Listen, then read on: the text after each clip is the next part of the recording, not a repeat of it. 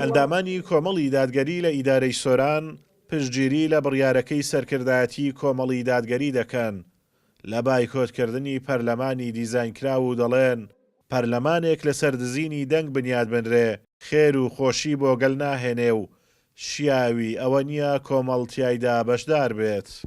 بڕیارێکی زۆر حەچیمانەیاندا بەڕاستی چکە حکوومەتێک دوو حزبی دەسەڵاتدار ساڵانێکە ئەو هەموو گزیکاری و ئەو هەموو ساختەکاری کایکەن لە ئینتیخاباتە بە دەنگێکی دزی ئەچن لە پەرلەمانە بڕیارن و لایەنەکانی تر پاشگوێ خەن و لە ئینتیخاباتە هیچ حسابیان بۆ ناکەن بەڕاستی دەستخۆشیان لێکم هیوادارم لەسەر ئەو بڕیاریان بەردەوام بن.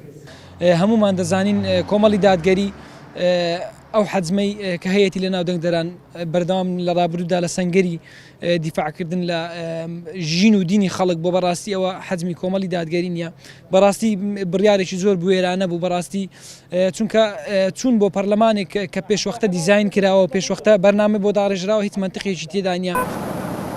کۆمەڵی دادگەری کوردستان لە ڕۆژانی دروستبوونیەوە دژی ستەم بووە و ناحەقی لەسەرخۆی و هاوڵاتیان قبول نەکردووە و دەنگێکی دلێر بووە بەڕووی زاڵمان و ستەمکاران.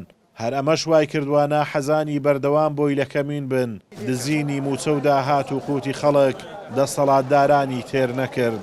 ئەمجارە دەستیان بۆ دزینی دەنگەکانی کۆمەڵیش برد کە ئەمەش سەرنجامێکی باش نابێت بۆ دەسەڵاتداران.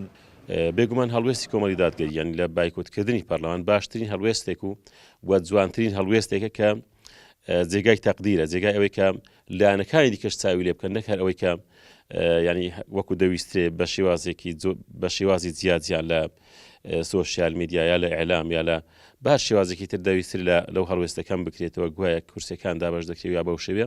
بەڕاستی جەنابی مامۆستا عەلی باپیر کە بەشداری حکوومەت و کۆمەڵ وە کۆمەڵی دادگەری کە بەشداری حکوومەت و پەرلەمان ناکەن بڕیارێکی زۆر ڕاست و دروستیاندایە چونکە حیزبی دەسەڵات بە تایبەتی پارتی و یەکێتی کە دەستیان کردووە بە تەزویر بە هاوکاری دەوڵەتانی دراوسەی عێراق بەڕاستی ئەوە خیانەتێکی گەورەیە لە خاک و لە میلەت بەڕاستی بێویژدانێکی زۆر گەورەیە. دیزاینکردنی پەرلەمانی کوردستان لەلایەن دەستڕۆیشتوانی دەسەڵات کوردستان بەرەو تونێلێکی تاریک دەبات و کۆی سیستەمی بەناو دێموکراسیدا تاشراویان دەخاتە ژێر پرسیارەوە. بۆیە پێویستە لەسەر لایەنەکانی دیکەی دەرەوەی دەسەڵاتیش بایکۆتی ئەو پەرلەمانە دیزاینکراوە بکەن و دان بە پەرلەمانێکدا نەنێن کە بەدەنجی دزرا و بنیاد دەنرێ. ئازاد و مەراوی کەناڵی ئاسمانی پەیام سۆران.